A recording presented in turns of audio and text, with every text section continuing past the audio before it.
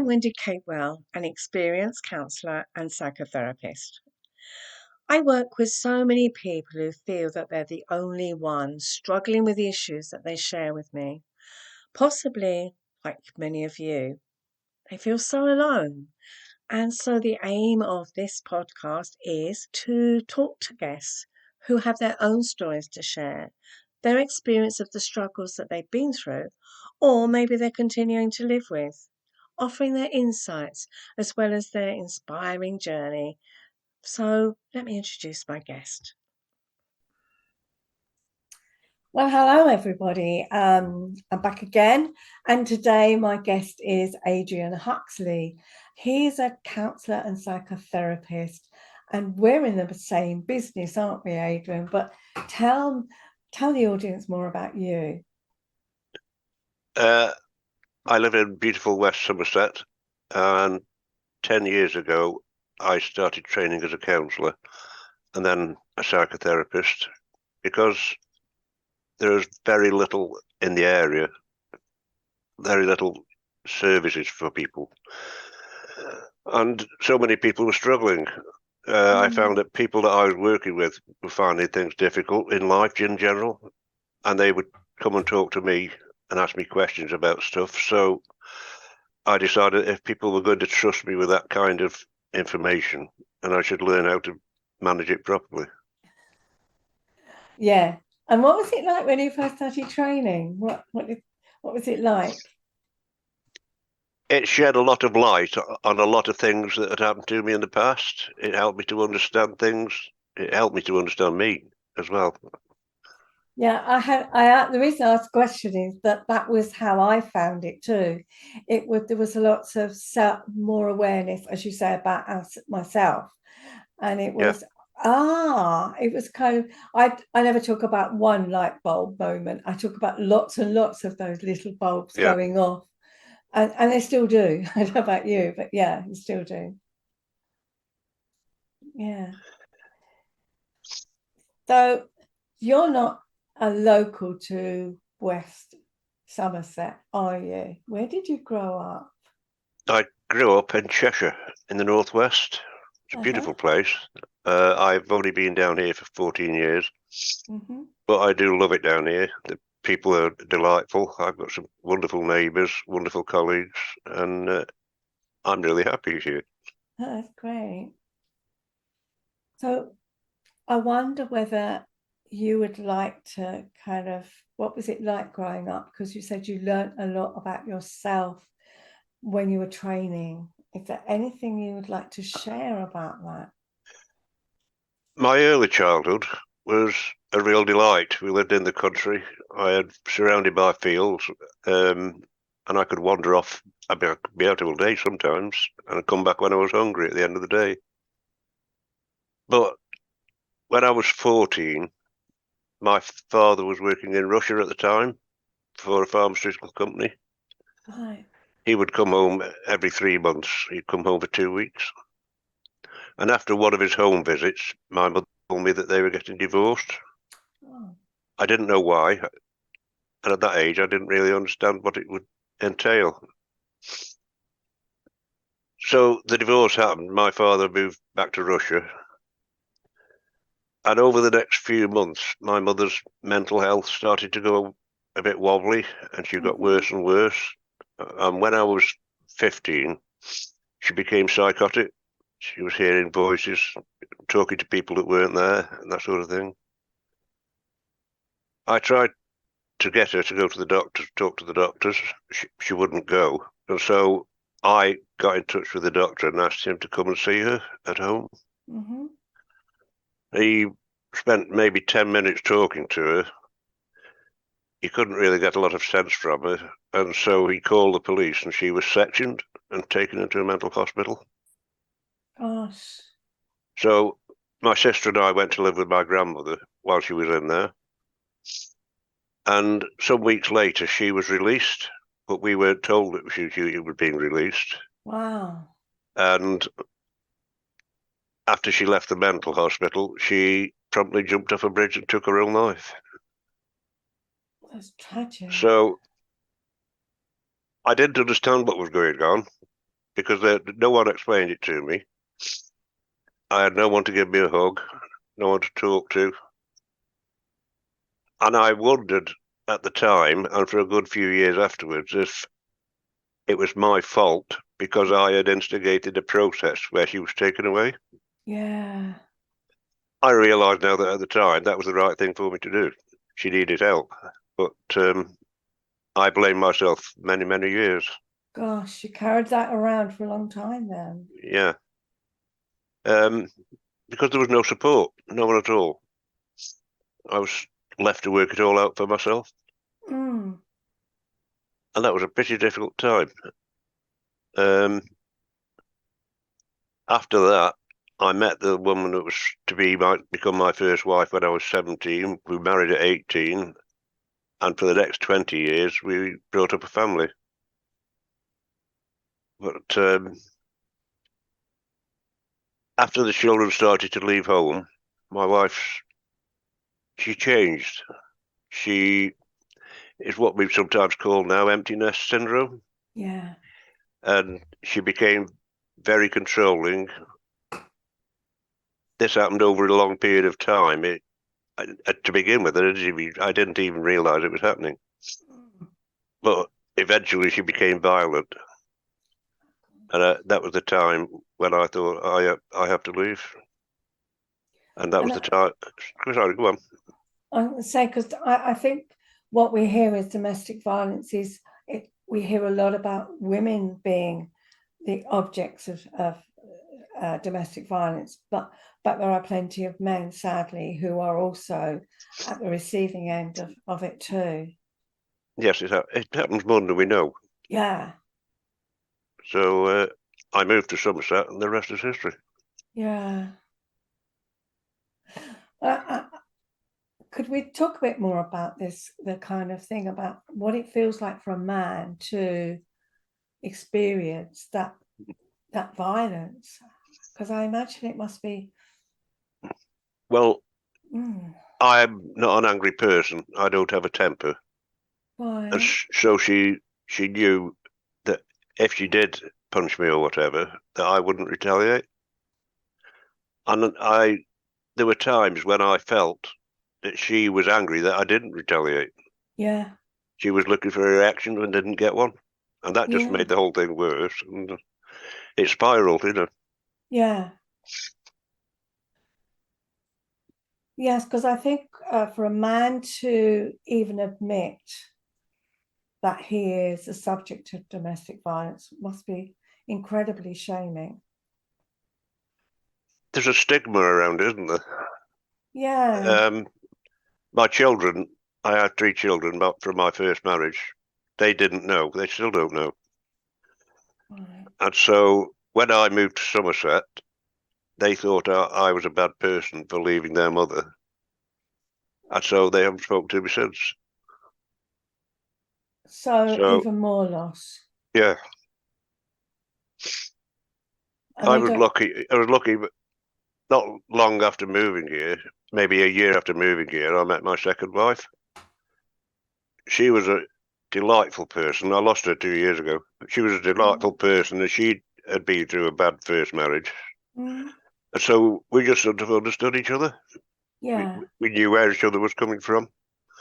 And added to that, I've got three stepsons here in Somerset who all live local, and they look after me. You know, I've got wonderful friends who keep an eye on me. So Yeah. I'm not lacking anything. No, but I hear that now, but you've been through some really traumatic experiences growing up and into adulthood, haven't you? Yeah. But then so many other people have too. And maybe Yes. if one person speaking out about it can help Yeah. someone else, then that could help them in the long run. Yeah. Yeah. And I can remember, because I can share some of my experiences as a child growing up. I felt very isolated. My mother was very controlling, and I always felt it was my fault that Yeah, I'd done something wrong. yeah, And I would try, I'd beg her, what have I done wrong, Mummy? Tell me what I've done wrong. And her response was, if you don't know, I'm not telling you. Yeah. Or it would be, I'd be saying, I'm sorry, even though I didn't know what I'd done wrong. I'm sorry. And she'd say, it's too late to be sorry now. And for a child to sit there going, well, when am I supposed to be sorry? Do I say sorry before I think I've done something? Yeah. But then I'll be in trouble for being cheeky. So my head, I only look back and my head was all over the place because I thought, well, I don't know where to go with this. Yeah. And it must be my fault. It must be my fault. But I don't know what I've done wrong. And And that's, you grow up thinking that you're a bad person yeah, and yeah, that you don't have the right to be any different or to be treated any differently. yeah. I became a people pleaser. I tried Yeah. to be what I thought everybody else in my life wanted me to be. Yeah. But I didn't know what they wanted me to be. So I was really stuffed, wasn't I? Because Yeah. you're trying, well, I'll try that, I'll try that. I tried to fit into groups, find my tribe. But I remember someone talking and meant the way they spoke about it, I thought was really fitted for me was I tried on very lots of different coats Yeah. before I found one that fitted. Yeah. Yeah. When after I lost my mother, I was sent to live with my grandmother, and she insisted that I get a job of some kind and contribute to my upkeep, which Oh, I right. understood. So I came out of school at 15. I was lucky to get an apprenticeship with Rolls-Royce, an engineering apprenticeship. Oh, right. But so through working in engineering, I've made my own self-respect. I've been Right. doing well at what I do, and so that's how I got through it. Yeah.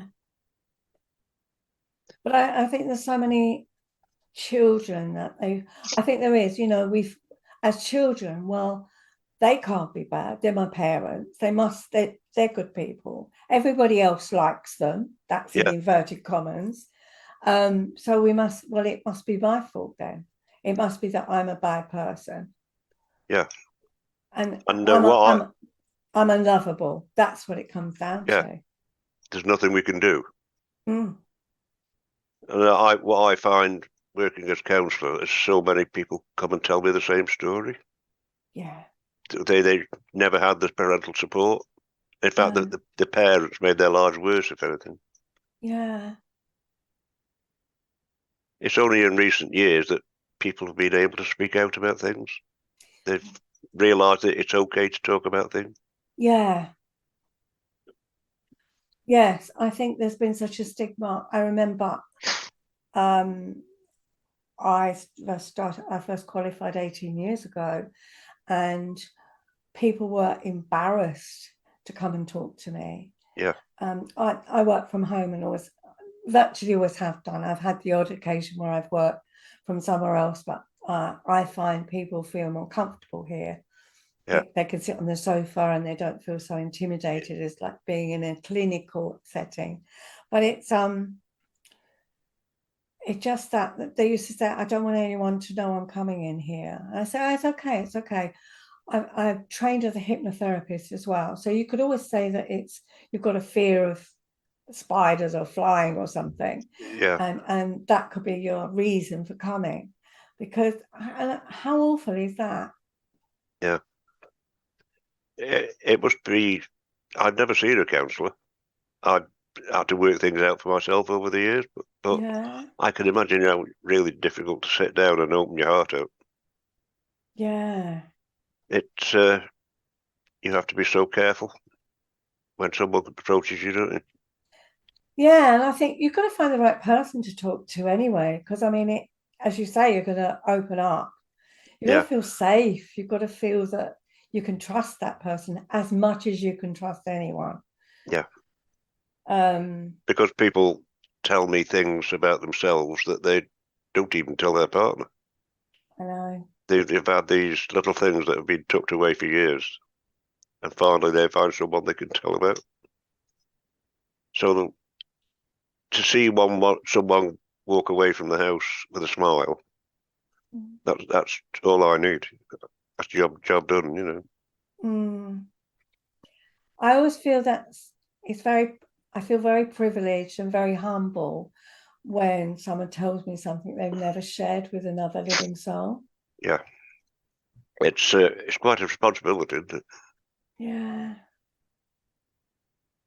Yeah, that someone would trust me enough to tell me something they've never told anyone else. Yeah, It's an incredible kind of situation. and sometimes all they need to do is tell someone. Yeah. They just need to share that load.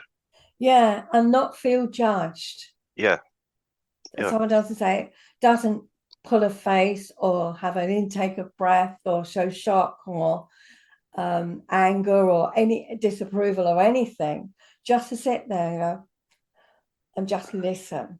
yeah. Because in today's world, people are always very quick to judge people, aren't they? Based on their own understanding. Sadly, so that's my experience too. And sometimes people shouldn't do that. It's a bad thing, isn't it? Yeah, it is. If I you agree. haven't lived in their shoes, you should never judge anyone. Yeah, one of my mantras is don't judge someone until you've walked a mile in their shoes. Yeah, and that is where the reward from counselling comes. Yeah. Just taking the weight from someone's shoulders. Mm. So obviously enjoy what you do. I love it. Yeah, yeah, because I seem to be quite good at it. So every session is a reward. It's a reward for me. Mm. Yeah, I can hear that. Yeah.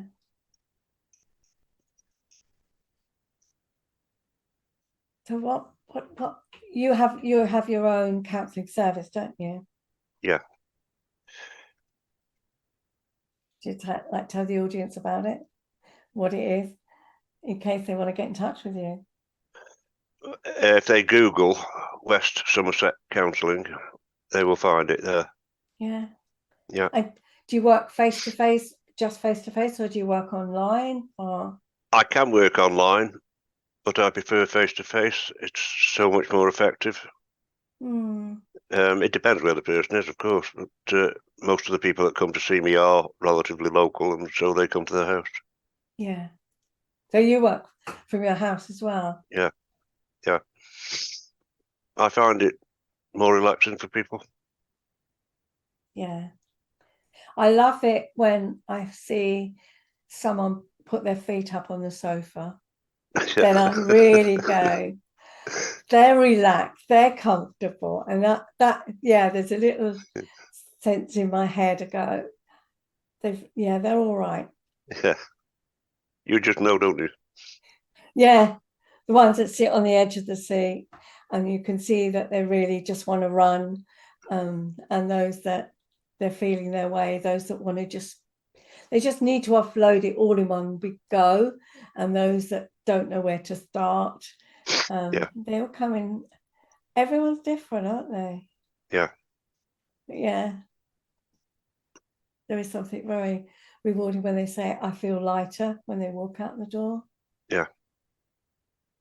And when they return for another session, that's when you know you're getting it right.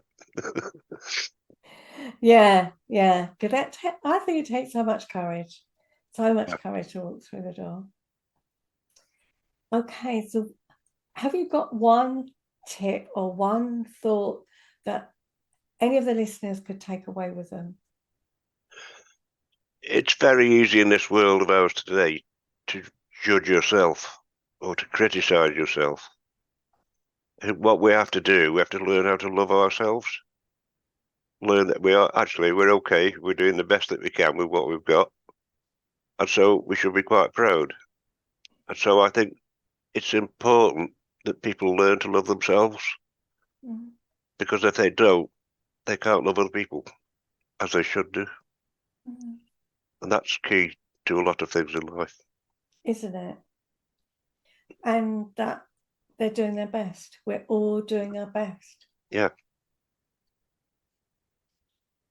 Well, thank you for talking today, Adrian. I've really enjoyed it, and I hope the listeners have too. I'm going to put all your details in the show notes.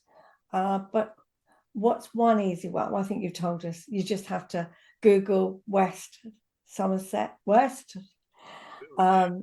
Yes, West Somerset Counselling Service. Yeah. Is that the easiest way to find you?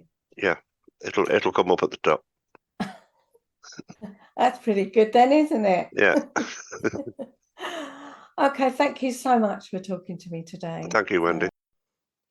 I hope you found this episode interesting as well as helpful. Do get in touch if you would like to learn more about working with me. My email address is info@wendycapewell.co.uk. Take good care of yourself. Until next time.